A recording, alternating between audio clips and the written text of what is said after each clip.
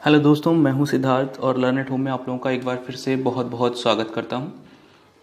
आज हम बात करेंगे हाइड्रोलिक सिस्टम के सबसे इम्पोर्टेंट कंपोनेंट जो कि है आपका हाइड्रोलिक ऑयल का टैंक, जिसे हम रिजर्वायर भी बोलते हैं। ठीक है, तो इसका बेसिकली यूज़ क्या होता है? इसका यूज़ ये है, ये आपका जो ऑयल है, हाइड्रोलिक ऑयल है, उसको होल्ड करके रखता है। साथ ही साथ उस ऑयल से रिलेटेड जो ऑपरेशंस होते हैं उनको भी कैरी आउट करता है। जैसे हाइड्रोलिक ऑयल को कूल करने के लिए हम इसका यूज़ करते हैं। हाइड्रोलिक ऑयल के सर्कुलेशन के लिए जो हम पंप यूज़ करते हैं, बेसिकली वो भी इसी के साथ इंस्टॉल्ड होता है। और बहुत सारे केसेस में, मोस्ट ऑफ द केसेस में अगर मैं बात करूं, तो जो हमारे वाल्व्स होते हैं वो भी इसी के ऊपर इंस्टॉल्ड रहते हैं। ठीक है, तो अब हम एक एक करके सारी चीज़ों के बारे में डिस्कशन करेंगे। ठीक है, और अच्छे से समझेंगे आज हम रिजर्वायर के बारे में।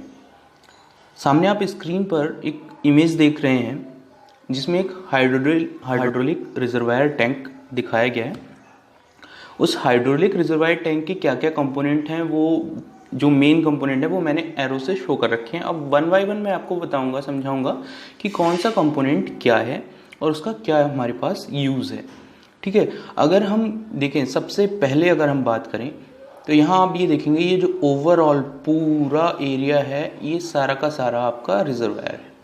ठीक है, अब ये रिजर्वायर में जो मेन पार्ट्स हैं वो क्या हैं, चलिए थोड़ा जूम कर लेते हैं।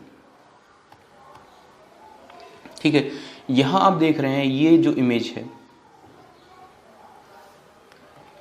ये पार्ट आपका, ये यूज़ होता है हाइड्रोलिक ऑयल को फिल करने के लिए या फिर एयर ब्रीदर की तरह। ठीक है, कई बार डिफरेंट डिफरेंट केसेस में आपका जो एयर ब्रीदर है उसी के साथ हम हाइड्रोलिक ऑयल फिलर की तरह उसको यूज़ करते हैं। ये क्या है? Air breather. एयर ब्रीदर हम यूज़ करते हैं हाइड्रोलिक टैंक में इन्वायरमेंटल एयर से कांटेक्ट करने के लिए। टैंक के अंदर प्रेशर जनरेट ना हो, टैंक जो है इन्वायरमेंट में ओपन रहे, उसके लिए हम एयर ब्रीदर का यूज़ करते हैं। और जो हीट है वो इन्वायरमेंट में डिसिपेट होती रहे विद द एयर। जैसे जैसे इसकी ऑयल से एयर हीट होगी वो बाहर निकलती जाएगी और नई एयर जो है सर्कुलेट होती रहेगी। ठीक है, ये तो हो गया आपका एयर ब्रीदर। कई बार क्या होता है, टैंक्स में हमारा हाइड्रोलिक ऑयल फिल करने के लिए एक एक्सटर्नल फिलर पोर्ट दे रखा होता है। यहाँ आप देखेंगे ये जो पोर्ट है आपका, ये फिलर का पोर्ट है, और ये जो ब्लैक कलर का आपका लगा हुआ है ये इसका कैप लगा है। तो ये हमारा फिलर कैप है और इसके थ्रू इसको हम रिमूव करके ऑयल इसमें फ्लो कर सकते हैं। तो बढ़िया क्या है, एयर ब्रीदर बढ़िया ऑप्शन है ऑयल को फिल करने के लिए, या फिर हमारा फिलर कैप बढ़िया ऑप्शन है। फिलर पोर्ट अगर हम अलग से देते हैं। बेसिकली अगर हम बात करें एयर ब्रीदर की, तो एयर ब्रीदर के साथ कोई भी फिल्टर इंस्टॉल्ड नहीं रहता है बेसिकली। लेकिन अगर हम एक एक्सटर्नल फिलर कैप देते हैं तो उसके साथ एक हमारा फिल्टर इंस्टॉल्ड रहता है। तो जो ऑयल हम फिल करते हैं वो फिल्टर होके आपके हाइड्रोलिक सिस्टम में जाता है, तो कंटेमिनेशन के चांसेस कम हो जाते हैं। यदि हम ऑयल को एयर ब्रीदर से फिल करते हैं तो उस केस में कंटेमिनेशन के चांसेस बढ़ जाते हैं। ठीक है, अब सेकेंडली हम बात करते हैं, जो इम्पोर्टेंट पार्ट है हमारा वो है ये पोर्ट्स। ये जो आप पोर्ट्स देख रहे हैं ये आपका इम्पोर्टेंट पार्ट है। ये क्या डिनोट करते हैं? तो ये जो है, ये वाला पोर्ट, इसके साथ आप देख रहे होंगे ये पोर्ट नीचे आया है और साथ में एक फिल्टर या स्टेनर जिसको हम बोलते हैं वो इससे कनेक्टेड है। तो ये क्या है आपका, ये हाइड्रोलिक ऑयल का सक्शन पोर्ट है, पंप का। जब हम इस पे पंप कनेक्ट करेंगे तो इस पंप का ये बन जाएगा सक्शन पोर्ट, और ये जो है आपका, ये हाइड्रोलिक ऑयल की रिटर्न लाइन, ये है रिटर्न लाइन, और ये है सक्शन पोर्ट।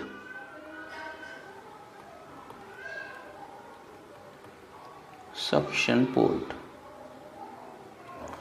ठीक है, तो सक्शन पोर्ट से पंप जो है ऑयल लेगा, आगे सर्किट में फ्लो होगा और वो सर्किट से फ्लो होकर रिटर्न लाइन के थ्रू वापस टैंक में आ जाएगा। तो ये अगर हम बात करें तो टैंक का टी पोर्ट है और ये टैंक का पी पोर्ट है। अगर हम हाइड्रोलिक ऑयल के सिंबल्स की बात करें तो हाइड्रोलिक रिजर्वायर की सिंबल्स की बात करें तो हाइड्रोलिक रिजर्वायर जो है बेसिकली हम दो तरीके से बनाते हैं। एक तो हमारा ये रहता है, इस तरीके का सिंबल रहता है। ये क्या बताता है सिंबल आपका, ये ओपन टू एयर है, ओपन टाइप का आपका रिजर्वायर है। और एक जो सिंबल रहता है उसमें आपका क्या होता है, वो चारों तरफ से आपका बंद रहता है, तो उसको हम बोलते हैं क्लोज्ड रिजर्वायर। ठीक है, तो ये आपका हो गया क्लोज्ड। ये ओपन टू एयर रिजर्वायर है, ये क्लोज्ड रिजर्वायर है। ठीक है, ये तो हो गई सिंबल की बात। अब हम वापस आते हैं अपने टैंक पे। ये पोर्ट आपने जान लिया एयर ब्रीदर का है, ये फिलर का पोर्ट है, ये रिटर्न लाइन है, ये आपकी सक्शन लाइन या सक्शन पोर्ट है। ये जो आपको देख रहे हैं पार्ट, इसको हम बोलते हैं स्टेनर। ठीक है, ये क्या काम कर रहा है, हाइड्रोलिक ऑयल की कंटेमिनेशन को फिल्टर करता है, पंप में जाने से रोकता है। इन केस अगर ये हमारा इंस्टॉल्ड नहीं है तो क्या होता है, हाइड्रोलिक ऑयल की कंटेमिनेशन डायरेक्ट आपके पंप में जाते हैं और पंप को डैमेज करते हैं। तो अगर हम बात करें स्ट्रेनर की तो स्ट्रेनर जो है हमारा बहुत ही इम्पॉर्टेंट पार्ट है हाइड्रोलिक सिस्टम का। अगर हम बात करें रिटर्न लाइन की तो रिटर्न लाइन पे भी एक फिल्टर हमारा इंस्टॉल्ड रहता है। ठीक है, ये फिल्टर हमारा रिटर्न लाइन पे इंस्टॉल्ड रहता है। ये भी क्या करता है, जो ऑयल रिटर्न होके आ रहा है उसके कंटेमिनेशन को फिल्टर करके ही टैंक में इंटर कराता है। कई बार क्या होता है, हम एक्सटर्नल फिल्टर सर्किट भी यूज़ करते हैं। जब हमारा सिस्टम काफ़ी बड़ा हो उस केस में हम क्या करते हैं, एक पंप के थ्रू ऑयल को सक्शन करते हैं एक फिल्टर के थ्रू, और फिर वो जो फिल्टर्ड ऑयल है उसको हम वापस टैंक में छोड़ते रहते हैं। इस तरीके से कंटिन्यूअस सक्शन और टैंक का काम चलता रहता है, फिल्ट्रेशन का काम चलता रहता है। फिल्टर हमेशा पंप के इनलेट साइड पे यूज़ करते हैं क्योंकि जो कंटेमिनेशन है वो वहीं फिल्टर से रुक जाए।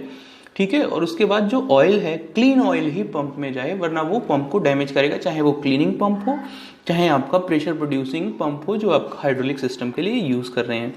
ठीक है, तो ये हो गया आपका सक्शन पोर्ट, रिटर्न लाइन और स्ट्रेनर। ये तो आप समझ ही रहे होंगे कि अगर हाइड्रोलिक रिजर्वायर है तो इसके अंदर ये क्या होगा, आपका ऑयल। और ये ऑयल कौन सा होगा, ये हाइड्रोलिक ऑयल हम यूज़ करते हैं। ठीक है, अब नेक्स्ट जो आप देख रहे हैं, ये जो यहाँ देख रहे हैं ये सारा पार्ट, ये आपकी बैफल प्लेट है।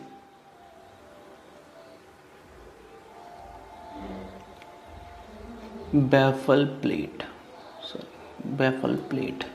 तो बैफल प्लेट का क्या काम होता है, बैफल प्लेट जो रिटर्न लाइन है और सक्शन लाइन है उन दोनों के बीच में एक पार्टीशन प्रोवाइड कराती है। क्यों हम ये पार्टीशन देते हैं, ये हम इसलिए देते हैं कि जो कंटिन्यूस पंप मूवमेंट हो रहा है ऑयल का, उसकी वजह से टर्बुलेंस प्रोड्यूस ना हो, उसको प्रिवेंट करने के लिए हम एक बैफल प्लेट का यूज़ करते हैं। ठीक है,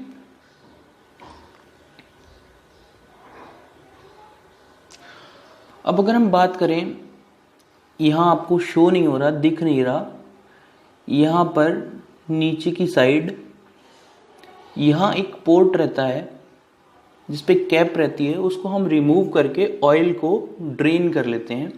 इसको हम ड्रेन प्लग बोलते हैं। कई बार ये साइड में दे रखी होती है, कई बार ये नीचे दे रखी होती है टैंक में। अगर हाइट पे टैंक यूज़ हो रहा है तो आप नीचे भी हो सकता है पोर्ट, या फिर कई बार ये जो आप कंप्लीट देख रहे हैं सिस्टम, इसको बोलते हैं हम क्लीनिंग प्लेट। ठीक है, तो ये क्या है, आपकी क्लीन आउट प्लेट है। जो क्या है, ये clean out plate. Most of the cases में ये आपको जैसे जहाँ तक टैंकों में देखने को मिलेगी, ये सर्कुलर मिलेगी आपको। कई सारे टैंकों में ये सर्कुलर नहीं होती है, रेक्टेंगल शेप में होती है। ठीक है, तो कई बार क्या होता है, इसी में आपको फिलर पोर्ट मिलेगा ऊपर की साइड, और इसी में नीचे की साइड आपको ड्रेन पोर्ट मिल जाता है। ठीक है, यहां आप देख रहे हैं इसमें सिर्फ आपको फिलर कैप दिख रही है, यहां कोई ड्रेन पोर्ट नहीं है। अब यहां ये जो आप देख रहे हैं, तो इसकी अगर हम बात करें तो ये है आपका साइड ग्लास।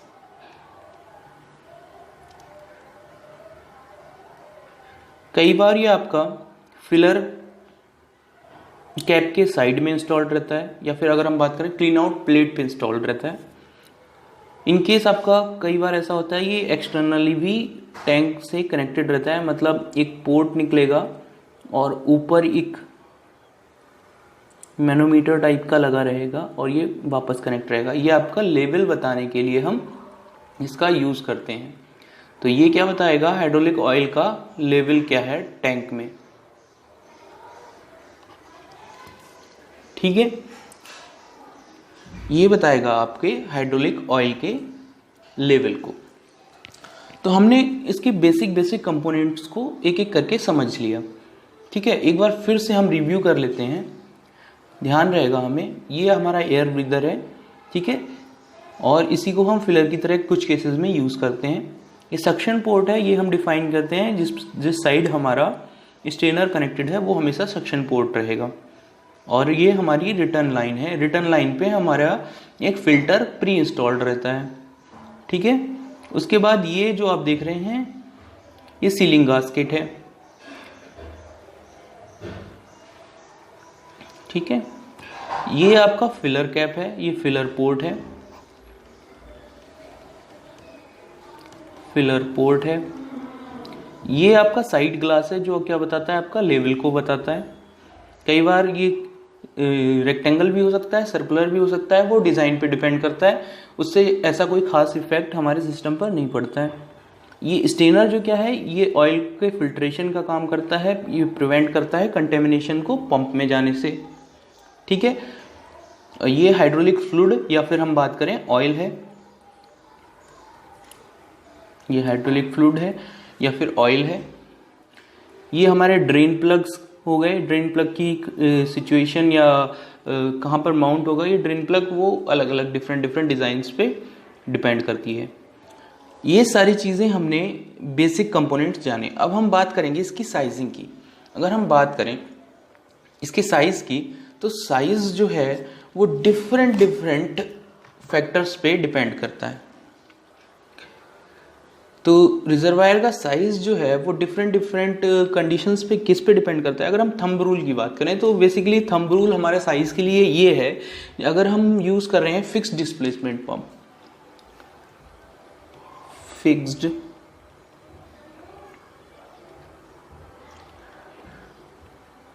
डिस्प्लेसमेंट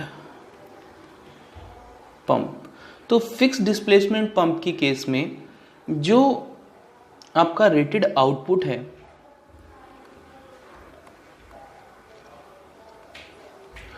उसका 3 गुना होता है। और अगर यही फिक्स डिस्प्लेसमेंट पंप की जगह आपका वेरिएबल डिस्प्लेसमेंट पंप होगा,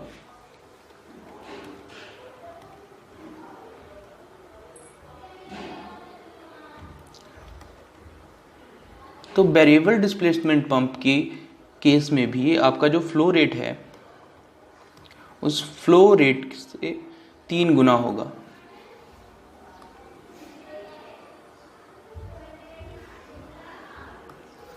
ठीक है, तो ये तो हो गया हमारा थंब रूल।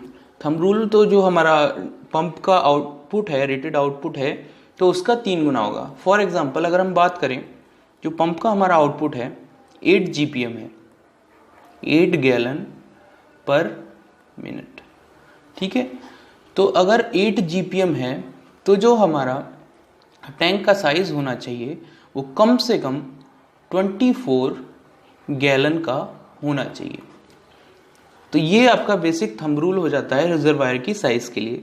अब और भी कई फैक्टर हैं जो इस चीज़ के लिए जिम्मेदार होते हैं, जैसे कि अगर हम बात करें हाइड्रोलिक ऑयल की कूलिंग की, तो आपको पता है हाइड्रोलिक सर्किट में जब भी पंप सर्कुलेट करता है उसके बाद सर्किट में कुछ ना कुछ हीट जनरेट होती है। वो हीट जनरेट क्यों होती है? अब मान लीजिए हमारे जो सर्किट है उसकी रिक्वायरमेंट है 240 वार। उस 240 वार रिक्वायरमेंट के लिए पंप हमारा रन करेगा, लेकिन कई बार क्या होता है पंप जो है एक्सेस रन करता है, ठीक है। उस कंडीशन में मान लो पंप हमारा जनरेट कर रहा है 280 वार। अब पंप ने 280 बार जनरेट किया, रिक्वायरमेंट है हमारी 240 बार की, तो एक्सेस जो 40 बार प्रेशर है वो क्या करेगा, वो हमारा हीट जनरेट करेगा। इसको समझने के लिए एक टर्म हम यूज कर लेते हैं, एक एग्जांपल समझ लेते हैं। जैसे कि हमारा रिलीव वाल्व हो गया। रिलीव वाल्व बेसिकली हमारा क्या रहता है, पंप के बाद इंस्टॉल्ड रहता है। रिलीव वाल्व की हम सेटिंग कर देते हैं, प्रीसेट वैल्यू रहती है। तो क्या होता है, रिलीव वाल्व में जो प्रीसेट वैल्यू होती है वो आपकी उतना ही प्रेशर आगे सर्किट में जाने देती है। अब मान लो पंप जो है आपका 280 बार जनरेट कर रहा है, ये पंप आपका 280 बार जनरेट कर रहा है। यहाँ आप ये देख रहे हैं पंप के साथ रिलीव वाल्व प्री इंस्टॉल्ड है।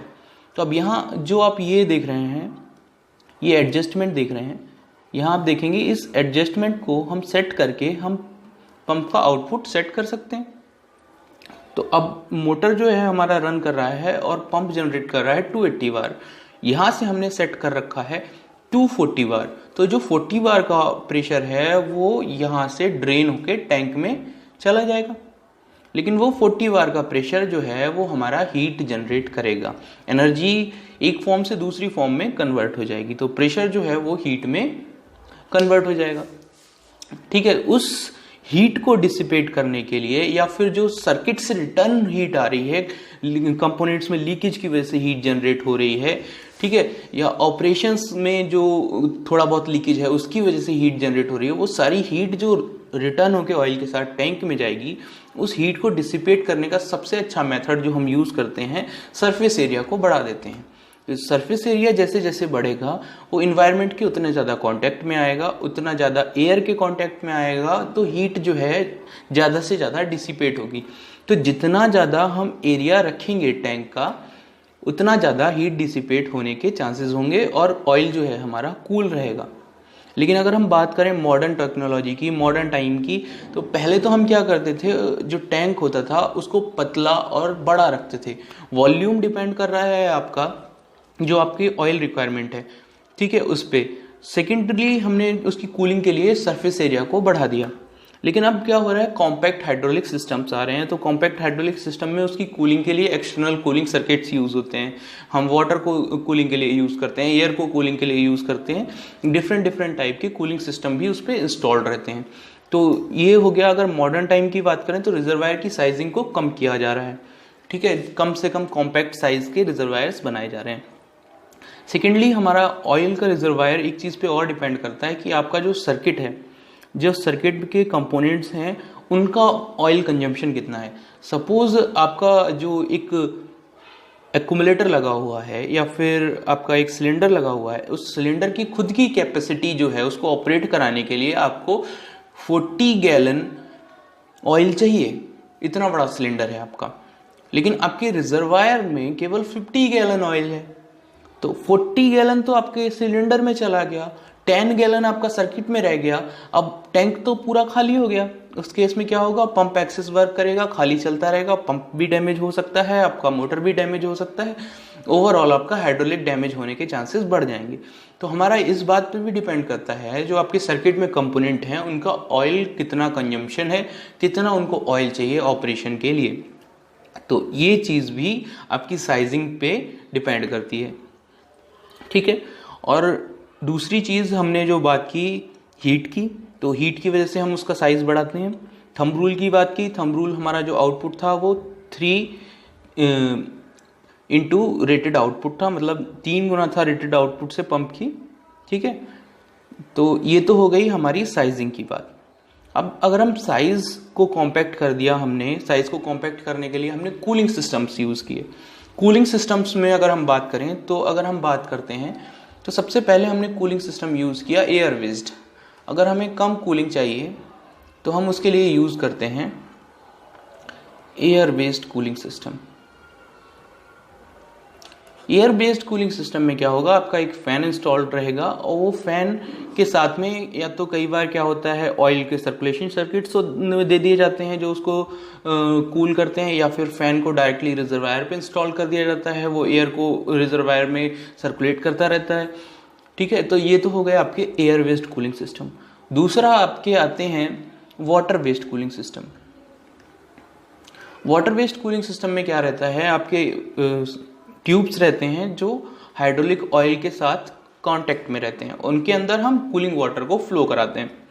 तो कूलिंग वाटर एक तरफ से इनलेट जाएगा, एक तरफ से आउटलेट जाएगा और फिर वो क्वाइल्स में फ्लो करेगा। क्वाइल्स में क्यों, कि जितना ज़्यादा हमारा सरफेस एरिया कांटेक्ट में रहेगा हाइड्रोलिक ऑयल के उतनी अच्छी कूलिंग होगी। तो ये हीट नॉर्मली हम हीट एक्सचेंजर्स यूज़ करते हैं, उसमें वाटर की क्वाइल्स रहती हैं। दो तरीके के हीट एक्सचेंजर्स होते हैं, एक में ऑयल फ्लो करता है और वाटर क्वाइल्स में फ्लो करता है। दूसरा हमारा जो वाटर होता है वो फ्री फ्लो करता है और ऑयल जो है वो क्वाइल्स में फ्लो करता है। दोनों ही केस में वाटर ऑयल से सेपरेट रहता है, लेकिन उसका जो सरफेस एरिया है वो कांटेक्ट में आता है हीट को डिसिपेट करने के लिए। ठीक है, तो ये तो हो गए आपके हीट को डिसिपेट करने के मेथड्स। अब हम सेकेंडरी बात करें, साइज पे हमने बात कर ली, अब हम बात करते हैं डिज़ाइन और कॉन्फ़िगरेशन की। तो डिज़ाइन डिफरेंट तरीके के जो आपको मिल जाएंगे मैन्युफैक्चरर्स, वो डिफरेंट टाइप के हाइड्रोलिक्स डिज़ाइन करते हैं। बेसिक फिनोमिनन हमारा यही है कि हम जो है एक टैंक ले रहे हैं, उस टैंक में कैपेसिटी इतनी होनी चाहिए जितना हमारा सर्किट रिक्वायर्ड है, इतनी कैपेसिटी होना चाहिए कि टैंक एम्प्टी ना हो, पंप खाली ना चले, इतनी कैपेसिटी होनी चाहिए कि वो हीट को डिसिपेट कर सके। ठीक है, और साथ ही साथ हम बात करते हैं अगर लीकेज की, तो लीकेज को रिड्यूस करने के लिए हमने जो छोटे हाइड्रोलिक सिस्टम्स हैं, जिसके ज़्यादा बड़े के लिए तो नहीं, लेकिन छोटे हाइड्रोलिक सिस्टम के लिए हमने वर्टिकल पंप यूज़ किए हैं, वर्टिकल, और ये है आपका हॉरिजॉन्टल। तो वर्टिकल पंप और हॉरिजॉन्टल पंप में किसमें क्या बेनिफिट है, किसमें क्या लॉसेज है, अगर हम इसकी बात करें तो जो वर्टिकल पंप टाइप के हाइड्रोलिक सिस्टम रहते हैं उसमें जो पंप रहता है वो हाइड्रोलिक ऑयल के अंदर डूबा रहता है, और जो हॉरिजॉन्टल रहते हैं उसमें पंप जो है वो टैंक के बाहर रहता है। तो इस केस में क्या होगा, अगर पंप में कोई भी लीकेज होता है तो वो लीकेज जो